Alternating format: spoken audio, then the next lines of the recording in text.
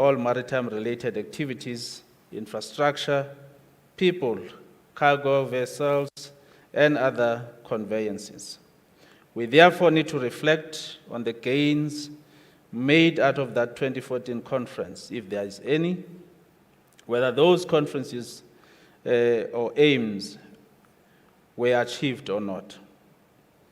The stock-taking exercise is of critical importance in paving the way forward for this inaugural Ocean Economy Skills Summit, so that whatever mistakes that were made then, particularly on the issues of implementation, that we make sure that we are not finding ourselves again in 2030 having to reflect on what we did today, but nothing to report or to take home with. I wish to echo Captain Zulu's words that our aim is not to turn this gathering into one of the talk shows. We need to formulate concrete resolutions that are actionable and with clear timeframes.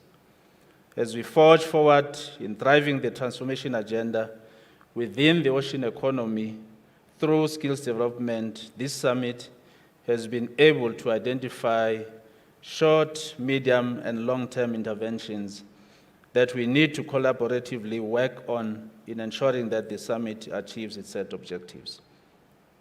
We also need to cement our collaborative efforts through signing formal agreements in form of memorandum of understanding between the strategic partners that are here. We have the SA Navy, the Air Force, AMSCO, IMT, DINEL, I will count all of them. We need to sign those MOUs and followed by proper SLAs that have got actions and timeframes. And if we do not do that, this again will become another talk show. Ladies and gentlemen, allow me therefore to point out some of the quick wins I have noted yesterday and today.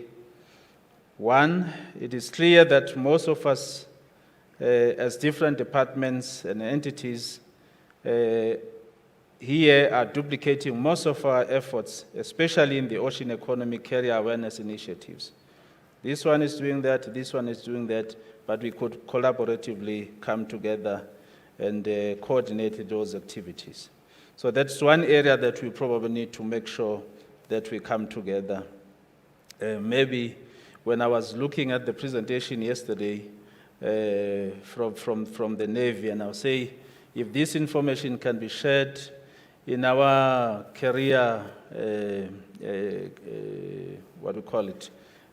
awareness campaigns for TVETs and so forth, I think this information will be very valuable. So we need to collaborate on that. Secondly, the passion I've seen demonstrated here concerning water sports, allowing our children at school level to access the marine sports through sailing academies and yacht clubs.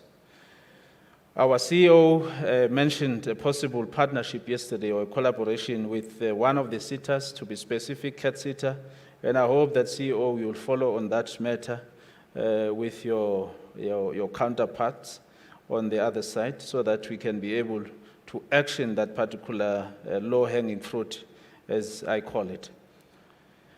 Breaking the barriers is a concept that comes to mind, which requires career awareness by experts or specialists in the ocean economy to expose, entice, and fully demonstrate the magnitude and uniqueness of carriers within ocean economy globally.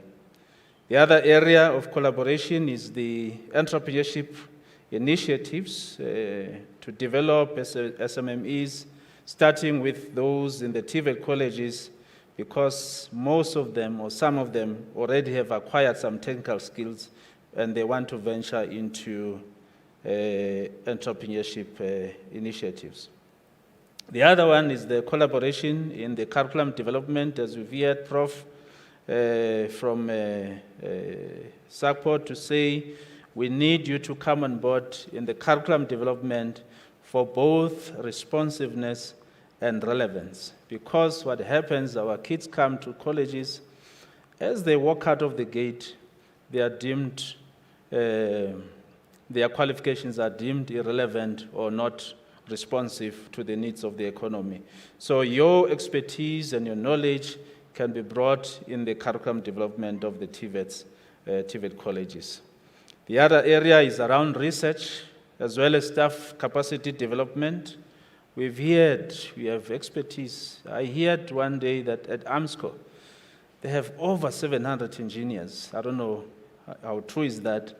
And you can imagine if those engineers can be able to plow back in these institutions, it can assist us a lot. They also have the capability to manufacture, for instance, simulators. CEO, instead of us going abroad to buy simulators, we can be able to make our own simulators that can be utilized in these institutions. Lastly, the collaborations in finding work placement or work exposure opportunities for TVET graduates, I think that's a low-hanging fruit because we already have these workplaces. I am talking also to the private sector that is here because that can be done now. The boat building, for instance, can easily create work placement opportunities for our young people, and they can also be developed as SMMEs. For all these quick wins to take shape and be realized, a more coordinated and centralized approach is required with some level of accountability, establishing steering committees, and I don't know what we'll call them, that will be able to take this exercise forward. Taking from the words of the Honorable Minister in his address yesterday, it is clear that he's expecting a very concise report with implementable resolutions. It is upon us to ensure that the report of this summit does not only capture the resolutions that goes further to satisfy on the modalities. One, for central point of departure, which is the establishment of a steering committee to drive the common initiatives. We could find champions amongst ourselves to lead the various areas of collaboration. Categorization of programs with common interest, address a phased approach in implementing significant programs with greater impact. As I conclude, ladies and gentlemen and program director, and the stakeholders that are represented here need to take advantage of this gathering and ensure that the wall of silos is broken and new partnerships are formed with a clear vision to build together as we transform the ocean economy industry. Once again, thank you for supporting this summit. Thank you for all your inputs and desire to see change. If I steal from the words of Kakuso Okakura in his book, The Book of Tea. Tea is popular these days. The art of life lies in a constant readjustment to our surroundings. And I think this is what we are doing. We are readjusting.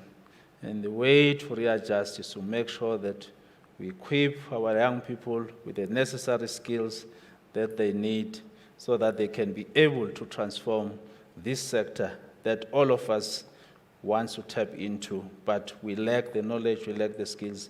And this is the beginning of that journey where in 10 years' time we'll say it started there, and now look how many of our people who are partaking in the ocean economy. Forward with transformation in the